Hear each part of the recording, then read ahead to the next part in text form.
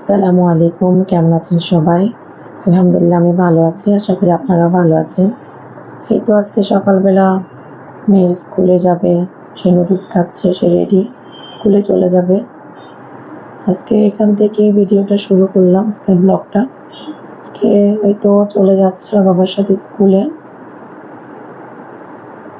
আমার নাস্তাটা আমি নিয়ে নিয়েছি।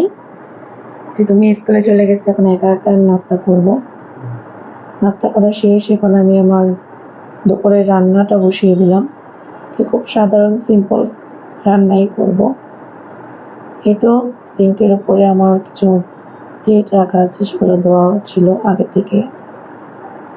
আমি রান্না বসিয়ে দিয়েছি। আজকে মুগের ডাল রান্না করব মাছের মাথা দিয়ে। আজকে সকালবেলার নাস্তার সময় কি করলাম সেগুলো আজকে শেয়ার করতে পারলাম না, কারণ সকালবেলা খুব তাড়া ছিল। মেয়ের স্কুল, তার নাস্তা বানানো, তার টিফিন রেডি করা, এগুলোর একটু ঝামেলা হয়ে গেছে। তাই আমি আজকে সকাল থেকে কি করলাম সেটা দেখাতে পারলাম না। তো মেয়েকে স্কুলে পাঠিয়ে দিয়ে আমার নাস্তা কমপ্লিট করলাম। দেন আমার বাকি বাচ্চাদের নাস্তা টাস্তা করালাম। এখন তারা খেলতেছে। এখন আমি আমার কিচেনে চলে আসছি। আমি দুপুরে রান্নাটা শেষ করব। তো যারা আমার ভিডিওটা দেখছেন, আমি দুপুরে আজকে কি রান্না করলাম সেটা দেখার জন্য প্লিজ আমার ভিডিওটা না টেনে পুরো ভিডিওটা দেখবেন।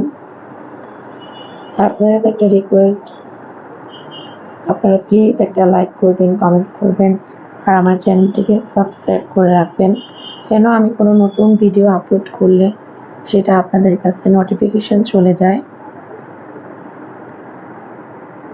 আর এই তো আমার সবজি রান্না হয়ে গেছে। একটা বেগুন আলু দিয়ে সবজি করলাম, মাছ দিয়ে মুগের ডাল রান্নাটা আমার শেষ।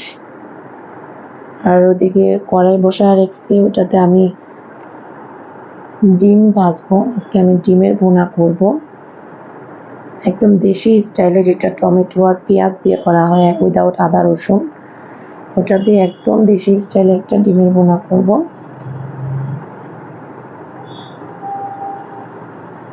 আর আমি যেহেতু নতুন, আমি শিখতেছি, আমার কথা বলার যদি কোনো ভুল হয়ে থাকে প্লিজ আপনারা সেটা স্কিপ করবেন,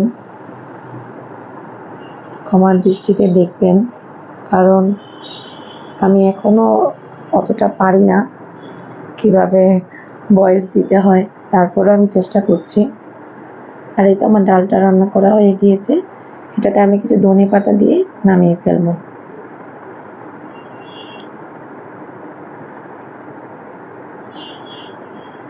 সকাল থেকে দুপুরের রান্নাটা শেষ করার আগ পর্যন্ত একটা হাউস ওয়াইফের যে কি ব্যস্ত একটা সময় যায়, সেটা যারা আমার মতো বাসায় প্রতিনিয়ত রান্না করেন তারা বুঝবেন। আর এই তো আমার ডিম রান্নাটাও হয়ে গিয়েছে। এখানে আমি চিকেন বসিয়ে দিয়েছি, কারণ আমার বাসায় যেহেতু বাচ্চারা সবসময় জাল খাবারটা খেতে চায় না, তাই তাদের জন্য আলাদা করে চিকেন রান্না করতে হয়। আর যে কোনো তরকারি জাল কম দিয়ে করতে হয়। আজকে আমি আলু দিয়ে একটু চিকেন রান্না করে দিলাম।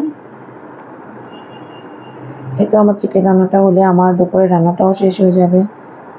প্লিজ আমার ভিডিওটি ভালো লাগলে একটা লাইক দিবেন। আর এই তো রান্না শেষ। আমার কিচেন টিচেন আমি পরিষ্কার করে নিয়েছি, মুছে নিয়েছি। এখন আমি যাব। এই তো আমার টেবিলে খাবার রেডি হয়ে দিয়ে দিলাম, এখন সবাই খেতে বসবো।